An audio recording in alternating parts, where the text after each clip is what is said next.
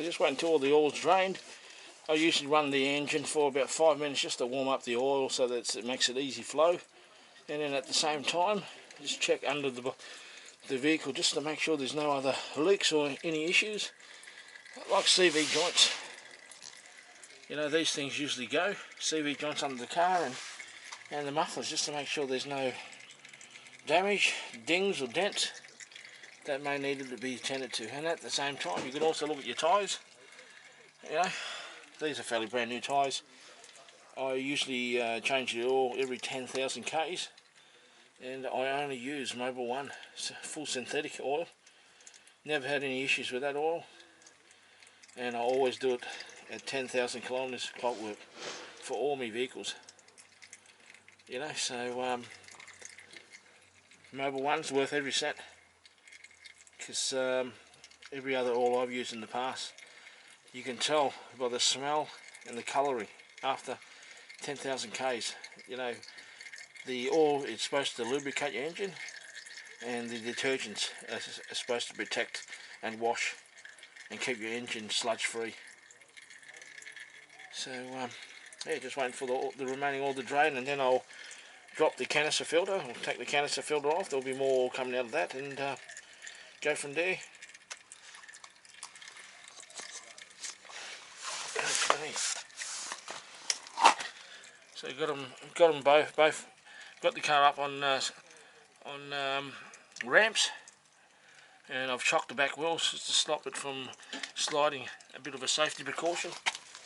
And the top of the oil filler cap, I've just opened that just to let the flow go through. Bit of airflow, and just checking over the engine and all the fluids while I'm at it. You know, your power steering fluid, make sure they're at their max. Your coolant, make sure they're level, and the battery, which is a brand new battery which I've only just put in. And making sure all the fluids are there. So I will be topping up the washer fluid, and just have a look over the car. Okay. A little bit of oil left. Time to put the sump plug back in. Okay.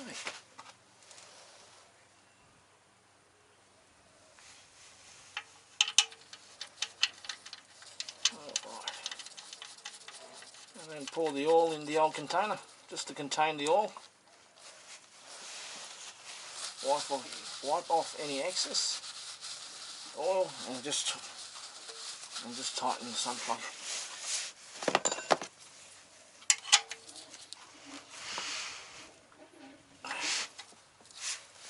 Okay.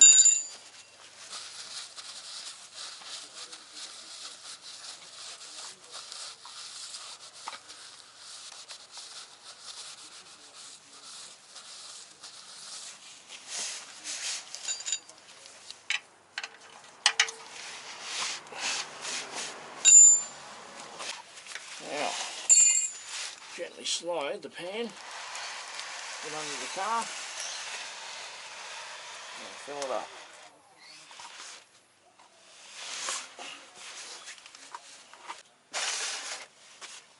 Okay. Okay, time to take the filter out, the canister filter. Alright. Now what I found in the past, especially when it's come back from the dealership, they over tighten the canister filter. You use this tool here, just to, it should only be hand tightened. And always righty tighty, lefty loosey. Okay, just break the seal, and I'll untighten with my hand. See? That's why I do my own oil changes. Especially when vehicles are out of warranty, you don't need to take it back to a dealership to get the oil change. You can do it yourself, save some money, and know what you're putting into your vehicle. So have the pan ready. There'll be a bit of oil coming out of here.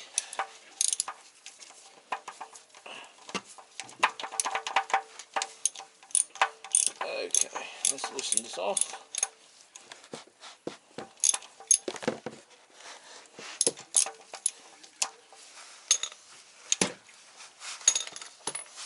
Okay, let's take this off.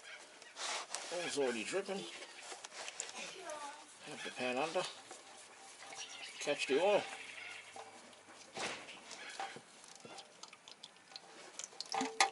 Okay.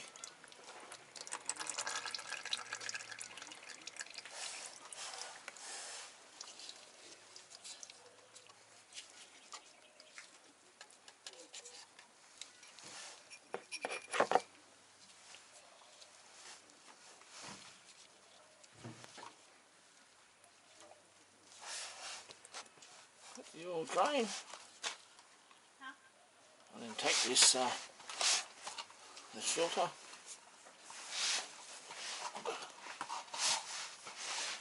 And just check it over.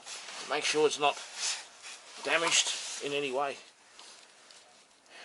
Now these are all the old cast iron filter, canister filter housings. All the new Klugers and the Orions all come with factory plastic canister filter housing. So if you over tighten these, you will damage it, and it is very important that you get the threads right when tightening. And I always tighten with my hands. So all you really need to do is tighten with your hands, and then the seal seals the filter, seals the canister up in the housing, and that is all you really need. You do not need to use a wrench to tighten it up. Okay, get this cleaned up, checked over, and put a new filter in, and go from there. Okay, so the new O-ring's installed. So the new O-ring's installed to the filter, and the brand new filter has been put in. Okay, time to install the filter. So make sure it's aligned, and then just slowly twist and tighten by hand only. Okay.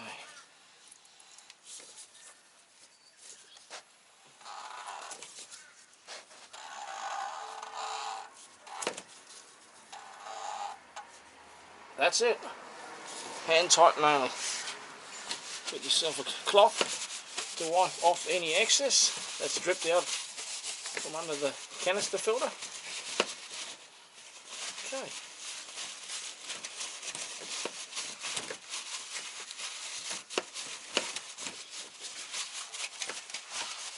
Just inspect to make sure there's no leaks.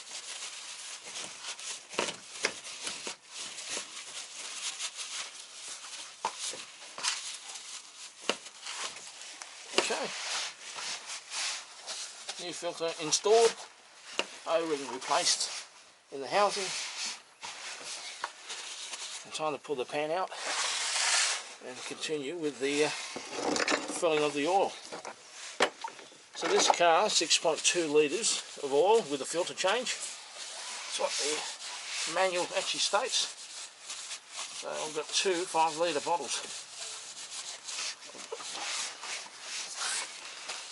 Alright, now let's go and fill.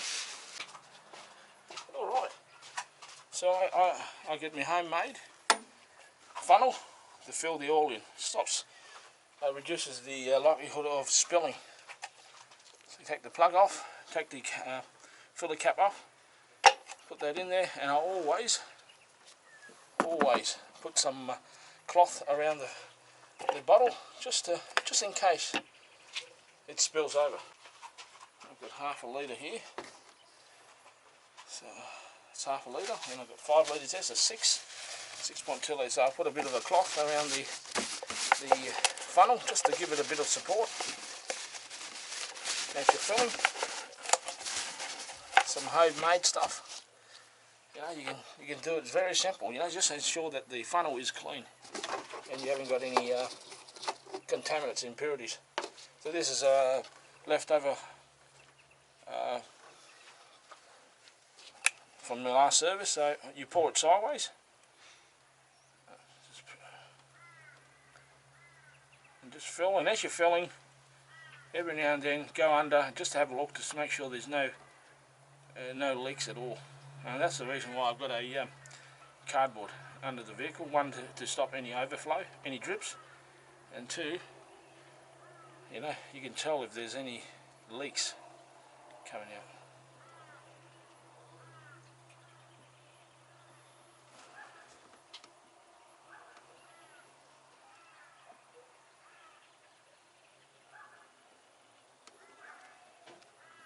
Okay, I'll get the new bottle. Now this is a brand new bottle. All sideways.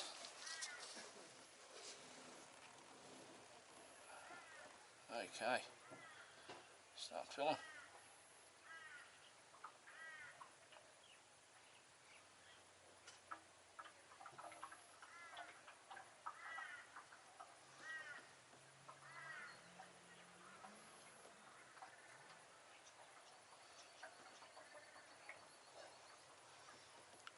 As they say, oils ain't oils. You need good oil to protect your engine, to keep your vehicle running, keep your engine going.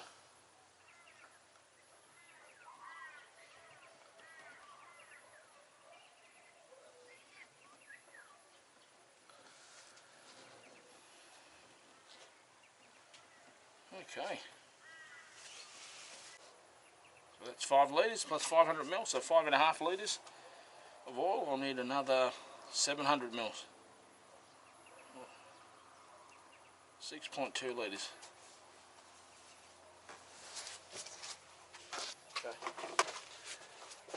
Okay, I just checked under the vehicle so there's no leaks, and now I'm just going to check the dipstick to see the level of the oil that's currently inside the engine. So you have a look. Okay, and the oil needs to be between these two dots here. Okay, so I usually fill it right up to the top dot, or close to that.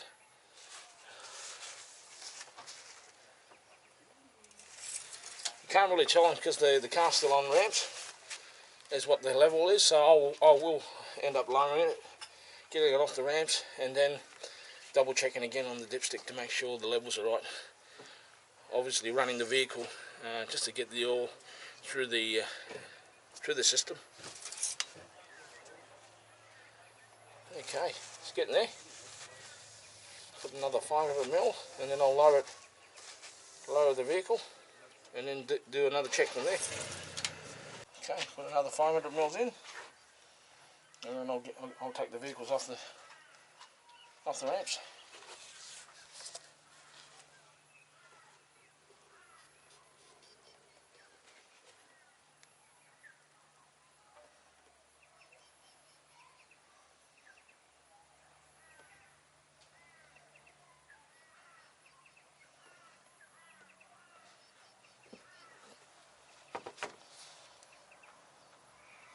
Okay, it's about 500 mils.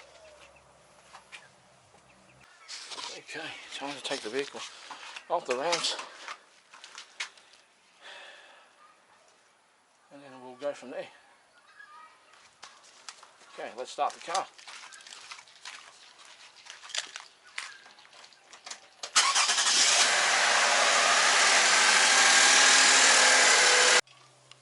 So once the vehicle's on level service and is off the ramps, I'll let it hold for a few minutes there, and we'll recheck the dipstick, seeing what level the oil's at, and then top up as required.